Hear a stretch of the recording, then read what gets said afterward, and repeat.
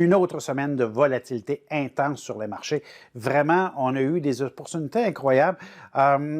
Et c'est un petit peu un marché qui est, oui, je comprends, qui est un petit peu difficile à interpréter. Et c'est ce qu'on va faire dans le présent vidéo. On va aller voir qu'est-ce qu'on fait avec la situation actuelle.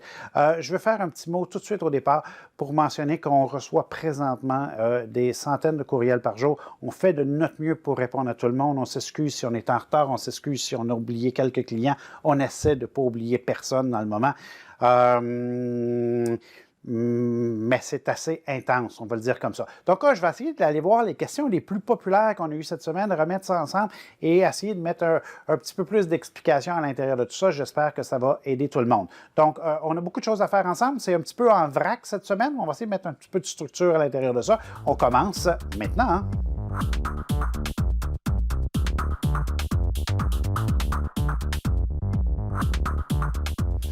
Alors, la première question qui revient souvent, c'est qu'est-ce que tu fais comme trading ces temps-ci? Est-ce que tu fais du long terme, du moyen terme, etc.?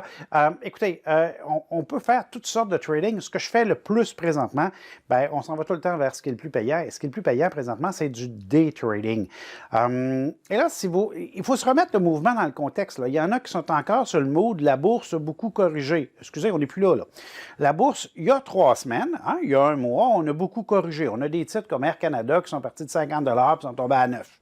OK. Ça, c'est il y a 3 semaines. Présentement, on est à 9. Ben, en fait, on est à 9. On était à 9, on était à 12, on a monté à 19, on est revenu à 14. On a beaucoup de volatilité dans le creux de ce mouvement-là. Regardez les pourcentages de mouvements quotidiens que sur plusieurs titres présentement, c'est astronomique. Et il y a des choses intéressantes à faire. Air Canada bouge en moyenne, la différence entre le haut et le bas, là, vous avez presque toujours un 10 En fait, si vous prenez la moyenne de la volatilité, bon, c'est un peu technique, la volatilité, c'est la différence entre le haut et le bas, et ça inclut aussi le prix qui a fermé hier par rapport au bas ou le prix qui a fermé hier par rapport au haut. Autrement dit, le mouvement global qu'il y a eu, bien, vous avez des chiffres comme 15-19 sur plusieurs titres. Et ça nous donne des opportunités très, très belles pour ceux qui font du day trading. Qu'est-ce que je fais le plus en day trading? Le MEC 10, je vais vous mettre un lien pour aller écouter quelques vidéos, ceux qui ne savent pas c'est quoi, et la transaction d'ouverture. Je vais aussi vous mettre un lien où j'explique la stratégie dans certaines vidéos gratuites. Vous pouvez regarder ça. Jetez un œil par rapport à ça. Mais c'est surtout ce que je fais le plus.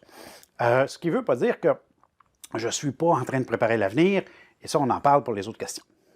Deuxième question qui revient très souvent, c'est un client qui fait une analyse très, très longue de 2-3 paragraphes sur une compagnie pour me dire « Cette compagnie-là n'est pas affectée du tout par le coronavirus. Je ne comprends pas pourquoi mon titre baisse. » Ben, écoutez, ça n'a rien à voir avec votre compagnie, votre sélection, et puis etc. L'ensemble des titres a corrigé dans le moment. J'ai fait une petite analyse, c'était mercredi, avec les codes de mardi. J'ai pris tous les titres qui composent l'indice canadien, là, donc au-dessus de 200 compagnies. J'ai simplement regardé et il y avait un seul titre à la hausse à l'intérieur de cette liste-là et c'était Cascade qui était en hausse de 10 Le restant des titres n'était pas en hausse. En fait, il y avait quelques titres stables. Je pourrais, entre autres, parler de Lobla, qui était stable, mais le restant des titres était en correction. Donc, quand on a un marché baissier, hein, quand on voit, comme on voit dans l'information à moyen terme, un marché qui est en rouge, un marché en rouge va entraîner tous les titres à la baisse, peu importe l'évaluation qu'on va faire de cette compagnie-là. On a de la pression baissière qui vient se faire et l'ensemble des compagnies va se trouver être en correction. Oui, vous pouvez vous trouver des cas d'exception, des titres qui sont à l'extérieur de l'indice, comme Marché Good Food, qui a bien été, mais c'est vraiment des cas d'exception. En général, on a une correction partout, donc prenez pas ça personnel parce que votre compagnie a corrigé. On a de la correction partout et c'est normal. C'est pour ça que quand on est dans un marché en rouge, on ne vient pas faire de transactions à moyen terme. Hein? On a corrigé beaucoup. Quand on a eu notre signal, on a vendu, on a beaucoup de liquidité dans le moment. Et ça nous emmène à une autre question. Troisième question que j'ai fréquemment cette semaine, c'est une question qui est tournée souvent de façon différente, mais c'est toujours le même sujet, c'est-à-dire, je pense que le creux a eu lieu là, il y a 5 jours, je l'ai manqué, mon Dieu, j'ai manqué la hausse et qu'est-ce que je fais? Ou, je viens de découvrir votre site web, je sais pas trop, je vois que le marché a monté depuis 2 jours et puis c'est fini, je pourrai jamais faire d'argent. Etc. Là. Non, regardez, on se calme là. C'est un marathon. Ce n'est pas une course. La dernière fois qu'on a eu un mouvement similaire à la baisse, puis là, je trouve que tellement que ça ressemble à 2008, là, c'est presque calqué. Je sais, ce n'est pas les mêmes raisons, ce n'est pas les mêmes entreprises qui sont affectées, etc. Vous pouvez me trouver 1000 différences. Mais si vous regardez l'amplitude du mouvement, la vitesse, le nombre de titres affectés, et etc., ça ressemble beaucoup à 2008. Et si on reprend 2008, quand on a fait le creux et qu'on a reparti à la hausse, on a eu 18 mois de hausse. 18 mois de beaux cycles haussiers. Et mettez les graphiques sur des longues périodes. C'est disponible sur le site de Bourse 1. Vous pouvez mettre le graphique sur maximum. Puis allez mesurer la distance entre le creux sur l'indice et le sommet. Puis vous avez, en gros, l'indice canadien a doublé à partir du creux de 2008 au sommet qu'on a eu après, là. Donc, c'est une longue phase haussière et non, vous n'avez pas manqué le creux ou manqué votre opportunité ou manqué, etc. Là. On se calme. Je vous dis ça, puis je me dis ça en même temps. OK, on continue. Une autre question qui revient souvent, c'est par rapport à la mathématique. En fait, ce n'est pas une question sur ça, mais les clients m'envoient un courriel, il y a un petit calcul à l'intérieur du courriel, ils calculent le risque-rendement, mais ça ne marche pas, là. Parce que souvent, c'est que on fait le calcul du style, le titre a tombé de 50 ou le titre a tombé de 75 par exemple, dans l'énergie. Il y a plein de titres d'énergie qui ont chuté énormément dans le moment. Et on se dit, si le titre remonte, on a un potentiel de 75 à la hausse. Ah, non, non, non, non, non, non, ça ne marche pas de même. Là. Si un titre est à 10 puis il tombe à 2,5 piastres, il va avoir tombé de 75 Right? Tout le monde est d'accord avec ça. Si vous aviez investi, je vous fais un calcul dans l'article de blog, là. Si vous aviez investi 5 000 il vaut maintenant 1 250. C'est dramatique, j'en conviens, c'est une perte de 3 500. OK. D'accord avec ça. Mais si vous mettez 5 000 au niveau actuel, on parle du même 5 000 investis à une date puis à une autre date. Là. Si vous investissez 5 000 aujourd'hui et que le titre revient à 10, 2,5 piastres à 10, c'est 4 fois votre argent. C'est 20 000. Donc, le potentiel à la hausse est de 15 000 pour le même montant investi, tandis que le mouvement à la baisse est beaucoup plus limité. Donc, c'est pour ça, souvent, on va dire aux clients de ne pas vendre. Parce qu'en réalité, où est-ce que le titre va descendre? Il est parti de 3005, ça vaut 1005, même s'il baisse encore un peu, il va tomber à 1250 ou à 1000. Ton pourcentage de perte, il n'est plus si significatif que ça. Mais à la hausse, ceux qui peuvent faire des achats dans le moment et qui peuvent se positionner pour un mouvement à la hausse, il y a des potentiels de gains qui sont assez incroyables. Et c'est ce qui fait qu'on est excité sur les marchés dans le moment. C'est ce qui fait que ça nous... parce que il y a beaucoup de potentiel. Prenez juste les titres qui ont corrigé de 30 ou de 50 s'il remonte, un titre qui a corrigé de 50 s'il remonte à son niveau, on parle de doubler notre argent. Là. Donc, évidemment, il y a beaucoup d'opportunités, puis il faut les travailler. Parlant de « faut les travailler », comment est-ce qu'on les travaille? Bien, c'est la prochaine question, puis on termine avec ça. Puis là, on va aller à mon écran. Ça va être le fun. Une autre question que j'ai reçue souvent cette semaine est de savoir quand est-ce qu'on va avoir le renversement. Quelle est la date exacte qu'on va tourner? Penses-tu qu'on va tourner telle date? En fait, ça me fait penser aux personnes qui me posaient des questions. Est-ce que tu penses que le Dow va atteindre tel niveau? Je ne sais pas. En fait, ça ne fait pas partie de mon équation. Ce n'est pas la façon que je travaille. Je n'essaie pas de faire une prévision du mouvement. Ou penses-tu qu'on va être revenu en haut d'ici 3 mois? Je ne sais pas. Puis je ne transige pas de cette façon-là. Ce que je transige, c'est que je regarde où on est dans le moment et je prends une décision par rapport à qu'est-ce qu'on fait aujourd'hui. Même si c'est des transactions à moyen terme, je prends une décision par rapport à ce qui se passe dans le moment.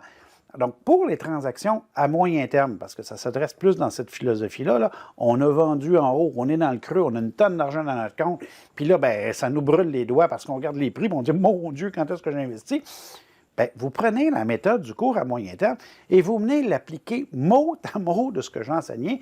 Je n'ai pas changé d'idée, là. Je reste avec la même méthode, la même application, et on vient l'appliquer direct là, de la même façon. Donc, si on partirait à la hausse à partir d'ici, là, le graphique, il va faire quoi? Bien, si on part à la hausse à partir d'ici, je vais avoir un graphique boursier qui va s'en aller à la hausse de cette façon-là, là. On va avoir un certain cycle haussier qui va s'étaler sur une certaine période. Okay? Ce qui est important de retenir, c'est que ma moyenne, la ligne rouge, va suivre le graphique à peu près de façon égale et va passer un petit peu à travers le milieu de tout ça. Si vous regardez la ligne rouge précédemment, elle est au milieu du graphique et elle le suit presque exactement, donc avec un petit peu un délai, mais de façon beaucoup plus smooth. Donc, qu'est-ce qu'on fait quand on place une moyenne mobile courte? On vient redessiner le graphique de façon beaucoup plus calme et avec beaucoup moins d'émotion. Tant mieux, on a besoin de cette ici. Ma deuxième, qui est ma jaune, bien, je viens la tracer ici et elle va ressembler à ça. La moyenne mobile jaune, elle fait la même chose que la rouge, mais avec un petit peu plus de retard et avec des mouvements, encore une fois, beaucoup plus calmes.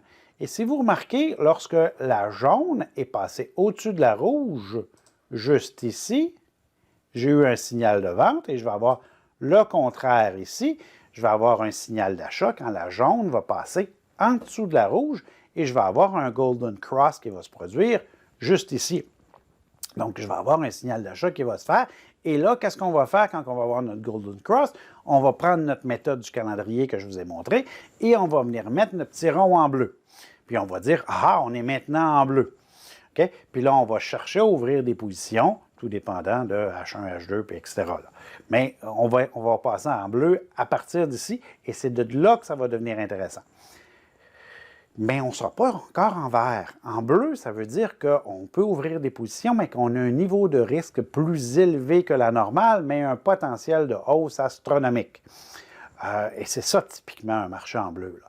Donc, c'est exactement ce qu'on va avoir. Si on tourne, on peut avoir ça dans quelques jours. Ou ça peut être beaucoup plus tard, parce que ça se peut que le marché continue à descendre. Si le marché continue à descendre, les moyennes mobiles ne croiseront jamais, puis on n'aura jamais de signal. Tant mieux.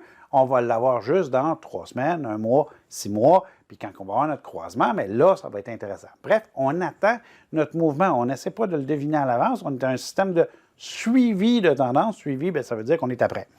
OK? Donc, ça, c'est pour l'investissement à moyen terme. Et ce n'est pas grave que vous soyez un petit peu en retard, puisque le potentiel à la hausse est juste énorme. Là. Ce qui a plus de problème, c'est d'acheter des positions, dire le lendemain, dire « Oh mon Dieu, je me suis trompé », on revend, puis là, après ça, on rachète, puis on revend, puis on a l'impression qu'on a une poule sans tête. Puis le pire, c'est quand ça va partir pour de vrai, vous allez acheter, puis vous allez vendre beaucoup trop rapidement. Il faut qu'on achète nos positions et qu'on les garde jusqu'en haut. C'est la méthode à moyen terme, appliquez ça mot à mot, c'est ce que je dis depuis le début. Là. OK. Donc, là, on va avoir notre signal. Ça, ce serait un des signaux que vous pourriez prendre.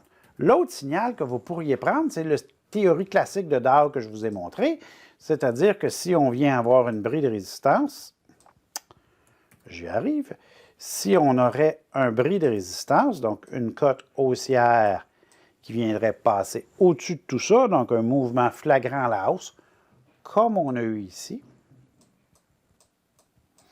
vous pourriez venir donc embarquer une partie de vos positions. Ce signal-là risque d'être plus rapide, mais à mon avis, moins fiable que le système de la moyenne mobile. Donc, je viendrais peut-être embarquer une partie de mon portefeuille sur un genre de signal comme ça et une plus grande partie sur le signal de la moyenne mobile. Et vous pourriez attendre d'avoir le signal de la 80 pour embarquer le deuxième. Bref, ce que j'essaie de vous dire, c'est d'avoir plusieurs signaux d'entrée différents pour le renversement, pour que quand on va tourner à la hausse, donc plusieurs signaux pour prendre votre décision à partir d'ici.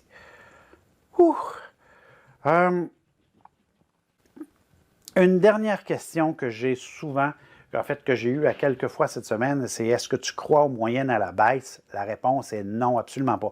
Une moyenne à la baisse, ça veut dire que vous avez acheté une quantité d'actions, mettons 1000 actions, le titre corrige, vous en achetez 2000, il corrige encore, vous en achetez 4000, puis vous venez faire une moyenne à la baisse comme ça en espérant qu'on va avoir un rebond à la hausse pour faire de l'argent. Stratégie appliquée dans les casinos par certaines personnes. Je n'y crois pas parce qu'ici, en termes de marché boursier, on peut avoir des titres qui ont vraiment des très longs mouvements à la baisse qui vont durer très longtemps. Pensez à Exo cette année, qui est un bel exemple. Si vous avez fait des moyennes à la baisse, ça vous a coûté une fortune et vous n'avez pas fait d'argent. Donc non, je ne ferai pas de moyenne à la baisse ici. Sur ce, mesdames, messieurs, j'espère avoir répondu à beaucoup de vos questions. Et c'est en gros la façon que je vais transiger le marché dans les prochains jours.